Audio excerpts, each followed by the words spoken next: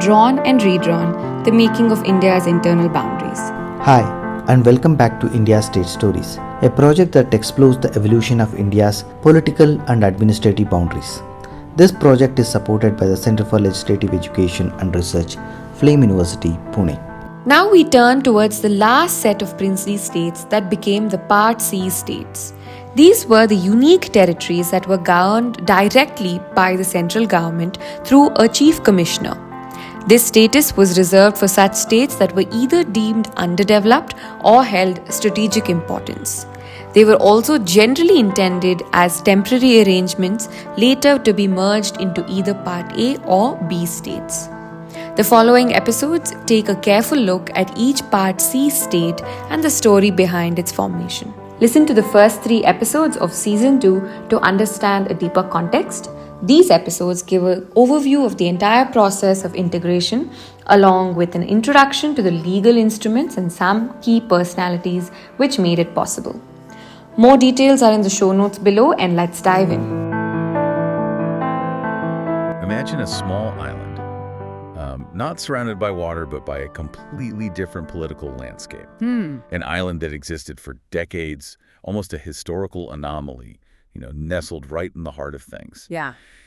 That's what we're diving into today, Ajmer State. A really fascinating case. It really is. Yeah. A truly fascinating piece of Indian history, one that was strikingly unique during the British Raj and, kept that peculiar status even into the early years of independent India. Absolutely. You've provided us with some excellent sources, and our mission today is to really unpack how this island came to be, why it stayed separate for so long, and what finally led to its integration. It's not just about borders changing. It's a story of strategy, politics, identity, the whole process of nation building, really. Indeed.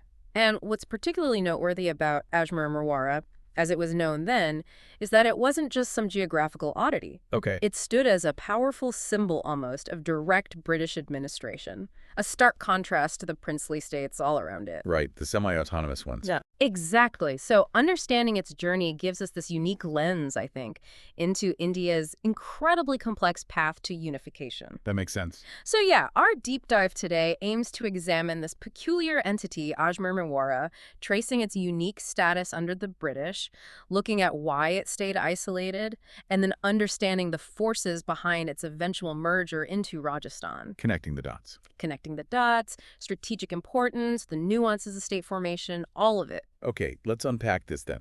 Start right at the beginning. Sure. Our sources show Ajmer-Merwara was, really one of a kind.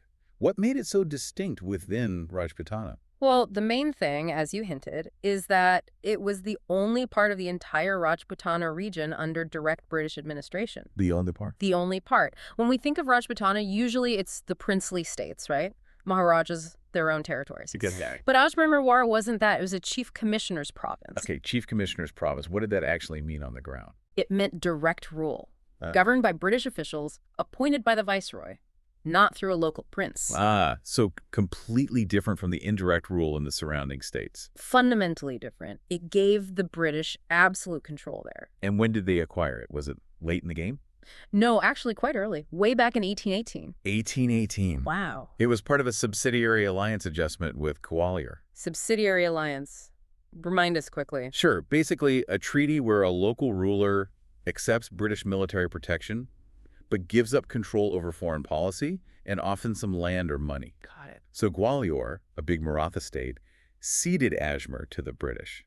A very shrewd move by the British. So direct British rule from way back. But why keep it like that?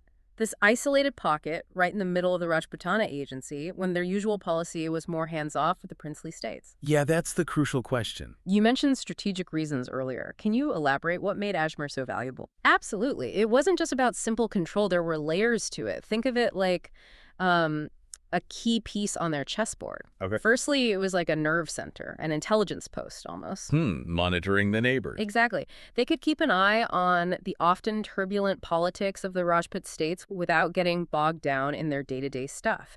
It was a listening post, a logistical base, and a symbol of their power. Right, projecting authority without direct intervention everywhere else. Precisely. Secondly, location. Ajmer was historically a hub for trade routes connecting Gujarat, Malwa, the Gangetic Plains. Direct control meant securing those routes. Makes sense. Economic control, too. And thirdly, there's the symbolic and religious aspect. The Dargah Sharif in Ajmer is a hugely important Sufi shrine. Oh, right. Still is today. Absolutely. Controlling such a significant site amplified British prestige and influence. So it was military, economic, political, a mix of reasons. That paints a much clearer picture. It's like their own little strategic command center in the heart of Rajputana. You could say that, yeah. And you also mentioned it was important even before the British, under the Mughals. Oh, definitely. Its importance wasn't a British invention. Under the Mughals, parts of it, like the Pargana Afulia, were vital crown lands. Crown lands meaning? Directly administered by the empire. Seen as a symbol of imperial authority partly because of its location, fertile land, and those trade routes, control meant prestige. So it was always a strategic prize. Always. Before the British, it changed hands, Rajput factions, Jodhpur briefly, then the Marathas. Each power recognized its value. Right. So the British were, in a way, continuing a long tradition of this area being directly administered by whoever was the dominant power. Okay, so let's fast forward. India is approaching independence, mid-20th century. This little British island finds itself surrounded by princely states trying to figure out their own futures. A very complex situation. What did that look like for Ajmer-Merwara on the eve of independence? The map's about to be redrawn completely. Incredibly complex. The Rajputana agency at that point had, 19 independent states, a chiefship and a state, Wow. And then Ajmer-Merwara, ruled directly by the British. A real anomaly. A complete anomaly, especially as unions of princely states were already starting to form around it. Think about the people in Ajmer.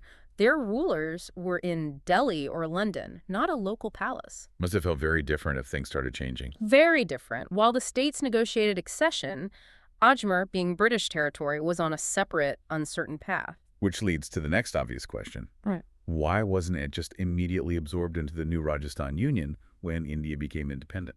Right.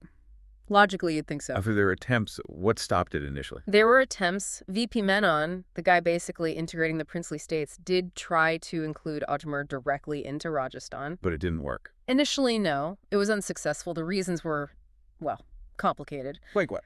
Firstly, the princely states forming Rajasthan were still sorting out their own merger. It was messy. Secondly, local politics in Ajmer itself.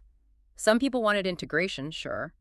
But others, maybe those who benefited from British rule or feared being swallowed by the larger Rajput states, preferred staying separate or under central control. Ah, local resistance or hesitation. And maybe even the leaders of the new Rajasthan Union were a bit hesitant to immediately take on this British-style province while still finding their feet. So a mix of factors, not just administrative neatness. Yeah. Politics, identity. Exactly. But the key thing is this separation wasn't seen as permanent. Okay. There was actually a specific provision put into the agreement, the covenant, for the Rajasthan Union. What did it say? It basically allowed for Ajmer-Merwara to be included later, once terms were agreed between Rajasthan and the central government. So the door was left open. A temporary arrangement. Definitely temporary. It signaled a clear, long-term goal of merger, even if they had to delay it. Pragmatic, really, given the circumstances. Very pragmatic. So, post-independence, our island still exists, just under a new name or status. What happened after India became a republic in 1950? Right. Under the new constitution, January 26, 1950, the old Ajmer-Merwara province became Ajmer State, a Part C state. Part C.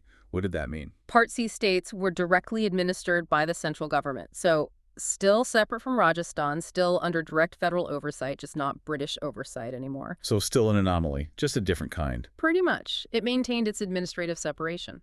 It's fascinating, though, you mentioned earlier that the idea of merger wasn't new. It had been discussed way back, even in 1921. That's right. Long before independence. And by 1947, an Ajmer representative on a committee dealing with these chief commissioners' provinces had already predicted it would eventually join a neighboring unit. So the idea simmered for decades.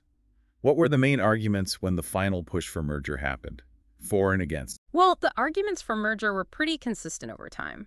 The linguistic links, the cultural ties, the shared Rajasthani dialect, festivals, traditions, Geography, obviously. geography, economic interdependence through trade, plus the administrative inefficiency of having this separate unit, policing, courts, resources. It created duplication. And the arguments against. Still local concerns? Largely, yes. Fears of losing a unique identity, political influence being diluted in a much larger state, maybe losing that direct line to central resources. But the integration argument won out. It did. The bigger picture, the goal of rationalizing state boundaries for efficiency and cultural coherence, that carried the day. So the final act. Uh-huh. When did Ajmer finally become part of Rajasthan? And what sealed the deal? The big moment came with the States Reorganization Act in 1956. That was a huge overhaul of India's internal boundaries, mostly along linguistic lines. Right, the linguistic reorganization. And as part of that, Ajmer State was merged into Rajasthan, becoming a district within the larger state. And the justification. The States Reorganization Committee, which made the recommendations in 1955, was pretty clear.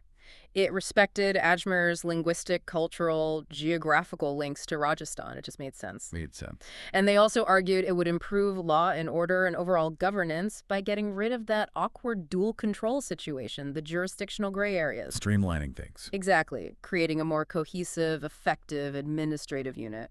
Better governance, ultimately. So when we look back at all this, what's the takeaway? Ajmer-Merwara's journey. Unique British province, Part C state, finally a district of Rajasthan. It really is a microcosm, isn't it? Yeah, of India's whole post-independence integration story. It shows the strategic thinking, the political bargaining, the cultural ties, everything that went into shaping the modern Indian map. You've really helped us unpack a distinct chapter here. It shows how even these small, seemingly isolated places can tell a really big story about nation building. Absolutely. And it leaves us with a thought, perhaps, for you listening. How much do these historical quirks, these anomalies like Ajmer, actually shape the long-term administrative and political reality of a country? That's a good question. And what does Ajmer's specific journey tell us about that constant balancing act? You know, between strategic control, administrative logic, and respecting cultural identity when building or rebuilding a modern state. Something to think about.